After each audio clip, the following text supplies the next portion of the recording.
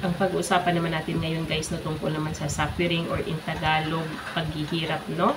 Tatalakayin natin dito kung ano nga ba ang dahilan ng paghihirap at saka ano nga ba ang benefits na hatid ng paghihirap na to no. At saka sa mga God believers no, bakit nga ba inaalaw ni God na dumanas tayo ng paghihirap no. At saka paano nga ba natin i-overcome itong suffering na to no. Ano ang dapat natin gawin kung tayo ay nakaka-experience ng mga kahirapan sa buhay no.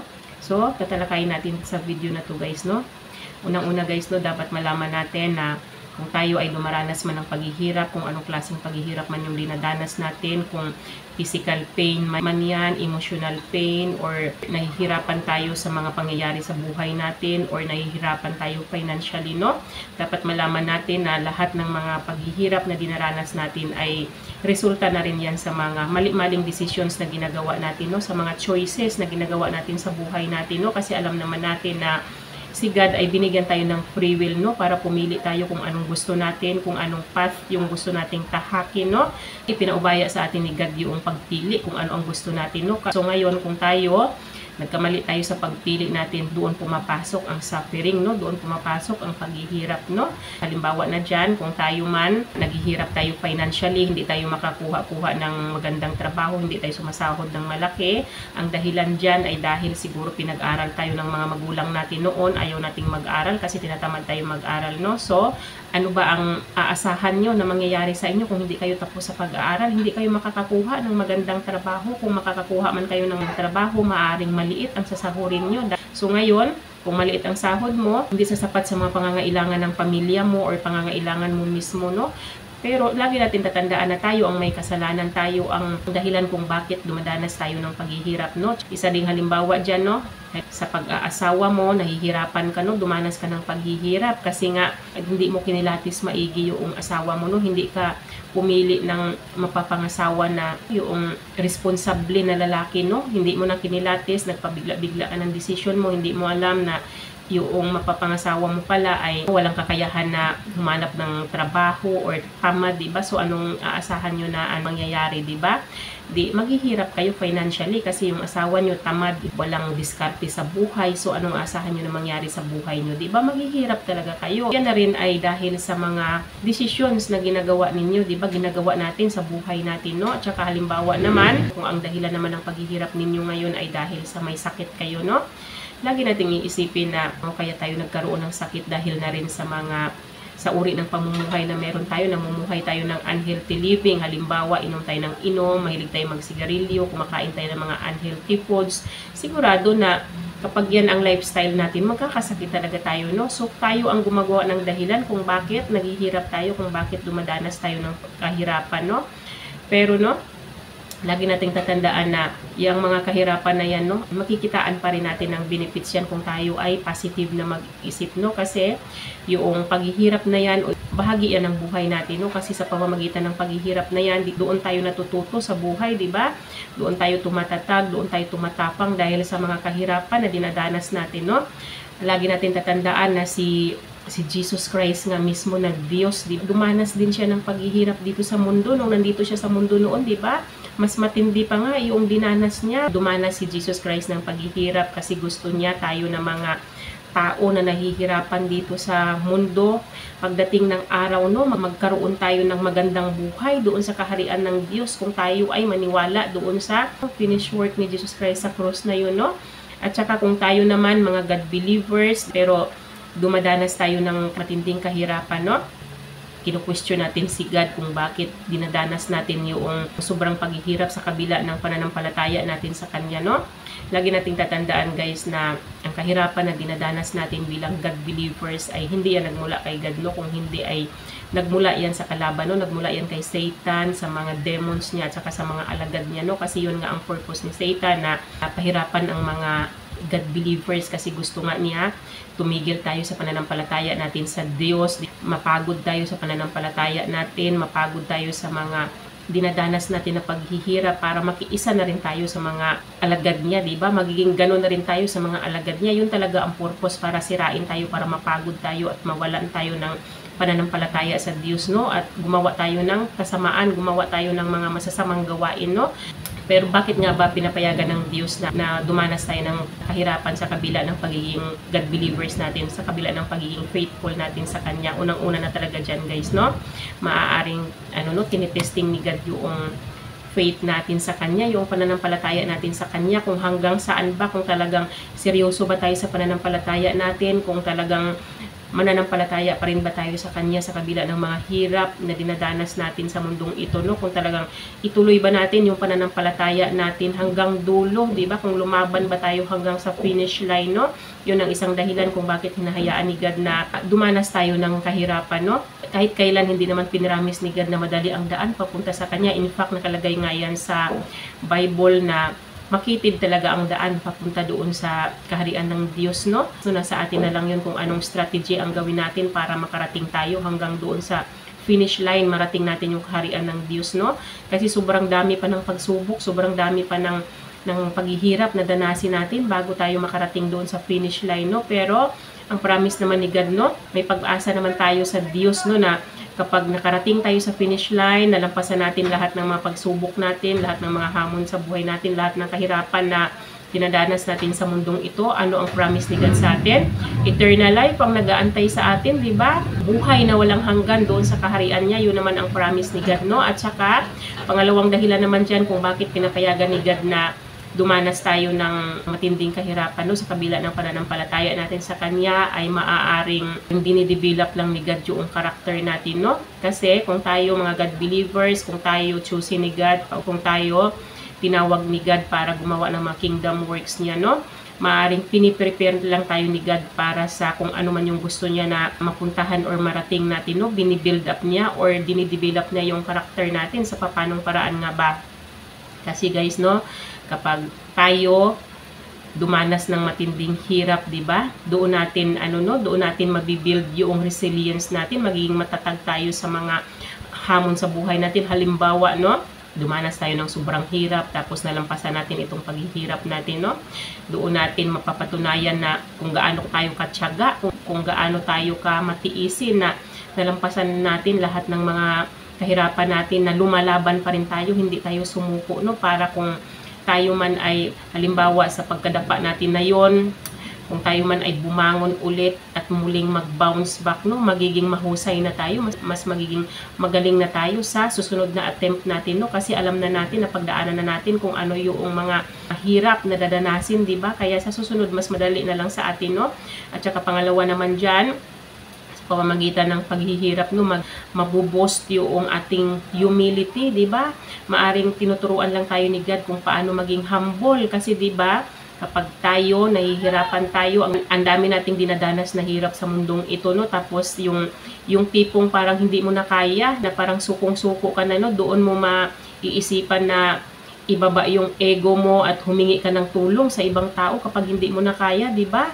Matutunan mo ngayon na magpakumbaba, ibaba yung sarili mo at humingi ng tulong sa ibang tao, no? So ngayon ibuboost nito yung humility natin, di ba? At saka pangatlo naman, maaring binuboost lang ni God yung empathy at saka compassion natin para sa ibang tao, no? Kasi kapag tayo dumadanas ng sobrang hirap, tapos napagtagumpayan natin itong mga paghihirap na to, no, na nalampasan natin kumbaga, no, tapos nakakakita tayo ng mga tao na dumadanas din ng mga paghirap na tulad ng dinanas natin, madali na lang sa atin na maawa at makiramay sa kanila kasi alam natin kung ano ang pakiramdam ng dumadanas ng sobrang hirap, no. Maaaring makapag-offer tayo ng tulong sa kanila para gumaan yung pakiramdam nila, no, sa gaanong paraan, no, ma-boost yung ating empathy at saka kumpasyon natin sa kapwa natin. So, ngayon, no, kung tayo dumadanas man ng ganung mga paghihirap, no, lagi na lang nating alalahanin na kahit na dumadanas tayo ng mga pagsubok or mga kahirapan sa buhay, laging may benefits na hatid ang mga paghihirap na yun, no? Unang-una na benefits na hatid or dulot ng paghihirap na yan ay makakaroon tayo ng wisdom, no, yung kaalaman, kasi di ba kapag tayo dumanas ng sobrang paghihirap, no, dumanas ng mga kabiguan, dumanas ng mga matitinding pagsubok sa buhay natin, no, doon tayo natututo, di ba, magkakaroon tayo ng wisdom ngayon, di ba, matutunan natin yung halimbawa kung naghihirap man tayo financially, no, matutunan natin ngayon kung paano dumiskarte para itaguyod natin yung mga pangangailangan ng pamilya natin para makasurvive tayo sa buhay natin, no. At saka kung tayo man dumaranas ng kahirapan dahil sa may sakit tayo, di ba? Halimbawa man at pagtagumpayan natin yung sakit na naramdaman, naranasan natin, para sa susunod maiwasan na natin kung ano man yung mga unhealthy living na ginawa natin noon bago tayo nagkasakit, no? Para hindi na natin i-tolerate yung mga ganong gawain, di ba? Kasi yun ang dahilan kung bakit tayo nagkasakit. So, at saka pangalawa naman na benefits ay mabuboost yung resilience natin, magiging matatag tayo, no, sa mga hamon ng buhay natin. Mas magiging matibay na tayo, no? Hindi na tayo basta-bastang matinag kung ano man yung mga pagsubok na darating sa atin, no? Hindi subok na tayo ng mga pagsubok at ng mga paghihirap na dinadanas natin sa buhay natin, no? At saka pangatlo naman ay ang benefits na makukuha nito ay yun ang ibuboost niya yung compassion natin, no? Kasi nga tulad na sinabi ko, kapag tayo dumaranas ng mga paghihirap, no, mabuboost nito yung awa natin at pakikiramay natin sa kapwa natin kapag nakita natin yung ibang tao na dumadanas din sila ng mga katulad ng paghihirap na dinanas natin, no? Madali na lang sa atin na operan sila ng tulong para gumaan ang pakiramdam nila, para kahit paano ay makasurvive sila sa mga paghihirap na dinanas nila, no? At so guys, no, ano nga ba ang sabi ng Bible tungkol sa suffering, no? Sa basahin natin dito sa Romans chapter 8 verse 18, no? For I consider that the sufferings of this present time are not worth comparing with the glory that is going to reveal to us, no? Lagi nating tatandaan na kung tayo man nahihirapan sa kasalukuyang nangyayari sa buhay natin, no?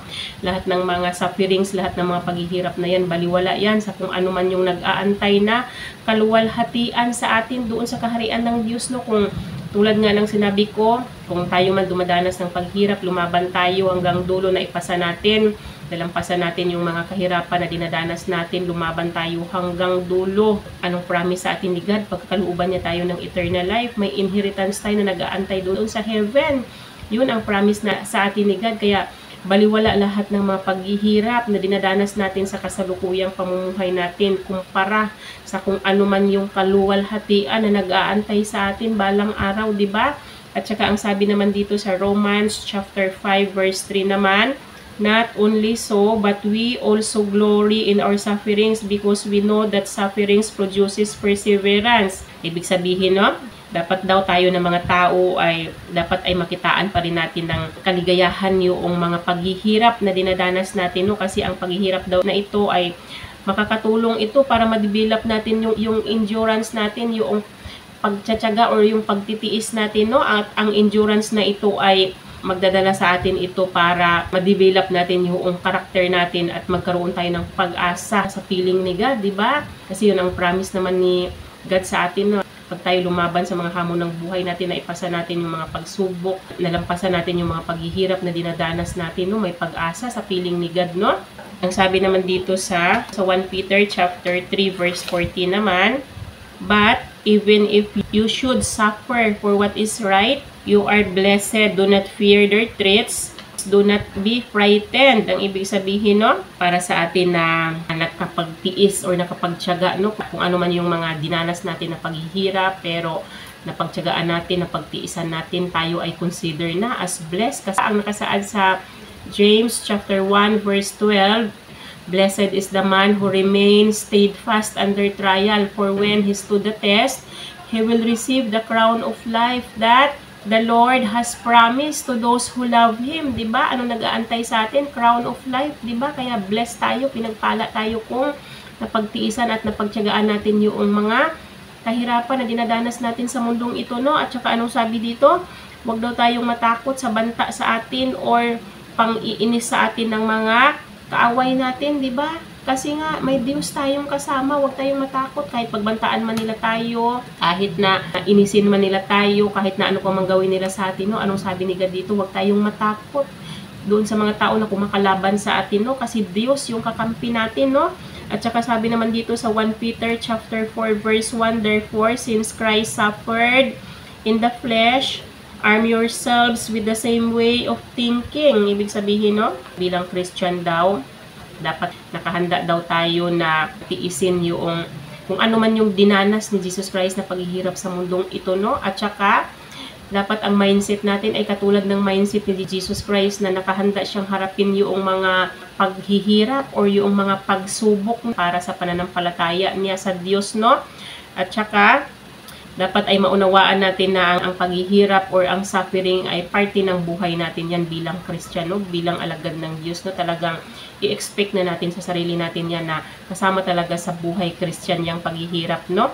Kasi nga, gawa na ng mga kalaban ni God, no? Para nga huwag tayong magtagumpay kung ano man yung gusto ni God na maging tayo, kung ano man yung purpose natin sa mundong ito, no? Para nga sumuko tayo at hindi natin mapagtagumpayan kung ano man yung purpose ng buhay natin, di ba? Yun ang purpose talaga ni Satan at sa mga alagad niya kung bakit tayo pinapahirapan, no? So ngayon, no? Ano nga ba ang dapat nating gawin kung tayo man ay nakakaranas ng kahirapan, no? Una na talaga dyan, di ba, humingi tayo ng tulong kay God, di ba? Si God lang ang makakatulong sa atin, no? Wala nang ibang makakatulong sa atin sa panahon ng kahirapan natin, kundi si God lang. Mag-pray tayo kay God, humingi tayo ng tulong, humingi tayo ng guidance ni God, no? Para makayanan natin kung ano man yung mga paghihirap, ano man yung mga suffering na dinadanas natin sa mundong ito, no? Tapos, pangalawa naman ay kung ano man yung dahilan ng paghihirap natin. Halimbawa, pinapahirapan man tayo ng halimbawa pamilya man natin, halimbawa asawa man natin, yung dahilan ng paghihirap natin, dapat ay gumawa tayo ng hakbang, no? Para mailayo natin yung sarili natin doon sa tao na dahilan ng paghihirap natin, no? Tsaka pangatlo naman dyan, para hindi natin masyadong dibdibin itong hindi magagandang nangyayari sa atin, yung mga kahirapan na nangyayari sa atin, no? Gumawa tayo ng mga bagay na gusto nating gawin, no? Na maibsan yung hirap na nararanasan natin, no? Tsaka pang-apat naman, kung tayo nakakaranas ng kahirapan, no, i-practice natin itong mindfulness, no? Maging mindful tayo sa mga, kung ano lang yung mga pangyayari sa buhay natin, di ba? Kung ano lang yung pangyayari dyan sa paligid natin, no? Number 5 naman ay mag-practice tayo ng self-care, magiging kind tayo sa sarili natin, no? Ibig sabihin, no? Kasi dumadanas na nga tayo ng mga paghihirap, no?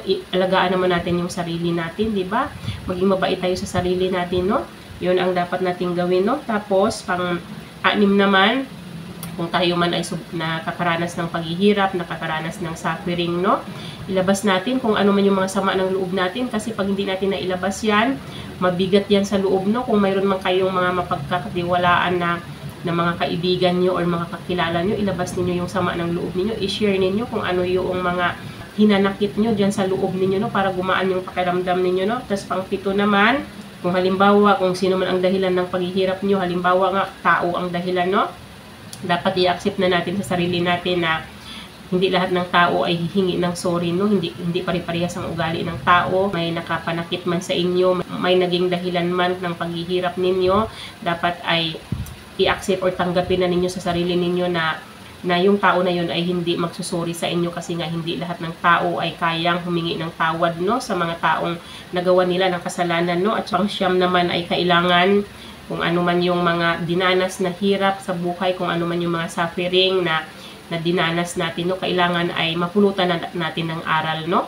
Kailangan ay may matutunan tayo na lesson, no? Para sa susunod, no? Maging aware na tayo, hindi na natin uulitin kung ano man yung nagawa natin na pagkakamali noong nakaraan, no? Na maiiwasan na natin kung ano yung path na yon na nagbigay sa atin ng kahirapan, no? So yun lang naman, guys, no? Yun lang yung aking mai-share sa araw na to, guys. Sana may natutunan kayo sa akin. Hanggang dito na lang yung aking video, guys, no? Bye-bye and God bless you all. Bye-bye everyone.